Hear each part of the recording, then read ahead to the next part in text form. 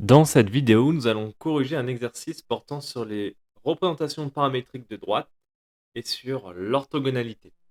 Donc voici l'exercice, on considère la droite D paramétrée par, donc voici la représentation paramétrique d'une droite, soit grand A de coordonnées -3, -5, 0, un point de cette droite, déterminer les coordonnées du point B, telles que les droites AB et les droites D. Donc la droite D, c'est représenté par cette représentation paramétrique. Il faut que la droite AB avec cette droite D soit perpendiculaire. Donc comment faire ça? Donc déjà toujours s'aider d'un dessin en brouillon. Donc on va faire un petit dessin pour se représenter un petit peu la situation. Donc je trace une droite D, d'accord? Et un point A de la droite, d'accord? Donc là j'ai pris une droite quelconque et je place un point A. C'est juste pour visualiser un petit peu. Donc c'est écrit qu'il faut déterminer les coordonnées d'un point B pour que les droites AB et D soient orthogonales, soient perpendiculaires.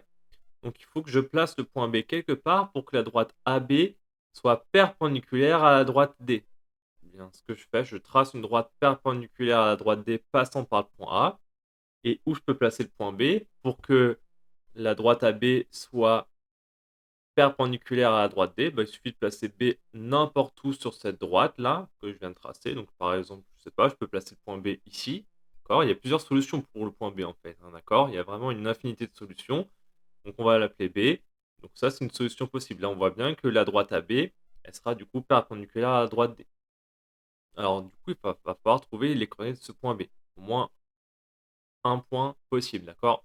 Donc comment on va faire ça? Alors on sait qu'on a une droite ici et on a sa représentation paramétrique. Donc du coup, on va pouvoir trouver un vecteur directeur de cette droite facilement. Une fois qu'on aura un vecteur directeur, eh bien, pour trouver le point B, il suffira en fait de vérifier que le vecteur AB soit bien orthogonal au vecteur V. D'accord? Si le vecteur AB est orthogonal au vecteur V, forcément, les droites seront perpendiculaires, donc on aura bien AB perpendiculaire à D. Donc voilà, c'est ça l'objectif. Donc on va essayer de calculer les coordonnées de V et puis essayer de voir après comment on va faire pour trouver V. Donc c'est parti. Donc V, cherchons les coordonnées d'un vecteur directeur de la droite D. Donc la droite D, elle est représentée par cette représentation ici. Donc pour trouver les coordonnées d'un vecteur directeur, il suffit de regarder juste les coefficients qui sont devant le paramètre t, et on trouve directement que le vecteur directeur a pour coordonnées donc 10, 5, 8. Voilà. Ensuite, on cherche le vecteur AB. D'accord? On vous rappelle du dessin, hein. Il faut que le vecteur V soit orthogonal au vecteur AB. Donc le vecteur AB a pour coordonnées xb moins xa, yb moins yk, zb moins za. Ça, c'est la formule. Justement, xb, yb, zb, c'est ce qu'on cherche. Donc, c'est les coordonnées de B. Et xa, yk, za, ça on le connaît justement, c'est dans l'énoncé. On peut remplacer. Donc xa on remplace. Donc vous voyez, faire attention ici, donc c'est moins xa du coup. Donc ça va faire moins 3. Donc ça va faire plus 3, je le fais directement. Même chose ici, on a moins yk, donc ça va faire moins et encore moins 5, donc double moins suite, ce qui va faire plus 5. Et za, ça fait 0, donc du coup, moins 0. Donc en fait, ça fait juste zb pour la dernière coordonnée du vecteur AB. Voilà.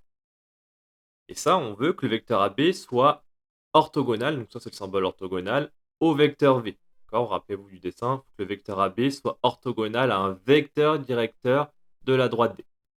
Donc, qu'est-ce que ça veut dire que le vecteur AB est orthogonal au vecteur V? Ça veut dire tout simplement que le produit scalaire, il doit être égal à 0. Donc, on va calculer le produit scalaire de ces deux vecteurs, il faut que ce produit scalaire fasse 0. Donc, pour calculer un produit scalaire entre deux vecteurs, on prend juste les coordonnées de chaque vecteur, on les multiplie. Donc, x fois x', vous vous rappelez, plus y fois y', plus z fois z'. C'est juste ça, le produit scalaire entre deux vecteurs. Donc j'y vais, donc ça fait 10 fois xb plus 3, plus 5 fois, donc, coordonnées ici, donc yb plus 5, plus 8 fois zb. Et on veut que le produit scalaire soit égal à 0, d'accord? C'est écrit ici, puisqu'on veut que les vecteurs soient orthogonaux, donc du coup, ce produit scalaire, il vaut 0. Donc, rappelez-vous, l'objectif, c'est de trouver xb, yb, zb. Donc, en fait, là, on a réussi à trouver une équation. Donc, il faut qu'on trouve un xb, un yb et un zb qui fonctionnent pour cette équation. Et ça sera bon. Donc, on aura trouvé un point B qui fonctionne puisque le vecteur AB sera orthogonal au vecteur V. Et donc, tout sera bon. Alors, ce qu'on peut faire, donc là, on regarde 3 inconnus et une équation. Donc, forcément, il y aura une infinité de solutions. Donc, ce qu'on peut faire, c'est déjà remplacer 2 inconnus par les nombres qu'on veut, et essayer de trouver la troisième en fonction des deux autres. Donc c'est ce qu'on va faire. Donc, je vais prendre ZB, allez, une valeur très simple, ZB égale 0. D'accord? Du coup, je prends ZB égale à 0. YB, donc YB, je vais prendre une valeur aussi très simple. Alors, j'aurais pu prendre par exemple moins 5. Comme ça, moins 5 plus 5, ça s'annule. Mais le problème, si je prends moins 5, vous voyez, on a déjà 0 en Z ici.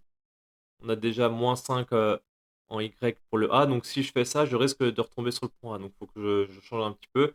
Donc, du coup, je vais prendre YB égale 1. D'accord? Je ne vais pas prendre égal moins 5 parce que si je trouve comme coordonnée le point A, ça ne m'intéresse pas. Ça ferait que le vecteur AA, la droite AA est orthogonale à la droite D. Oui, mais bon, c'est une droite nulle, donc c'est pas très intéressant. Donc, du coup, on va prendre YB par exemple égal à 1. D'accord? Vous prenez ce que vous voulez. Voilà, donc on a remplacé YB par 1, on a remplacé ZB par 0, et du coup, on va pouvoir trouver la valeur du XB qui fonctionne.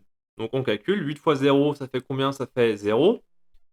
1 plus 5, 6, multiplié par 5, 30. Donc du coup, ça fait bien ce terme-là qu'on n'a pas changé, plus 30 égale à 0. On place le 30 de l'autre côté, donc ça va faire moins 30, et on divise par 10. Donc ça donne du coup que XB plus 3, ce qui est ici, c'est égal à moins 30. Donc le 30, on l'a bien placé de l'autre côté. Et on a divisé par ce qu'il y a devant 10. Moins 30 sur 10, ça fait combien? Ça fait moins 3. Et donc du coup, on replace ce 3 qui est ici de l'autre côté. Ça va faire moins 3. Et encore moins 3. Donc ce moins 3 là, attention, hein, ce moins 3 là vient bien de cette fraction ici. Et le moins 3 là vient bien de ce plus 3 qu'on a mis de l'autre côté. Et enfin, on calcule ce qui fait moins 6. Et donc, du coup, on a trouvé les coordonnées d'un point B qui fonctionne. Donc, on répète ça. Donc, ainsi, le point B de coordonnées moins 6. Donc, moins 6, c'est bien l'abscisse qu'on a trouvé. 1, donc 1, on avait remplacé YB par 1. Et 0 est un point qui convient.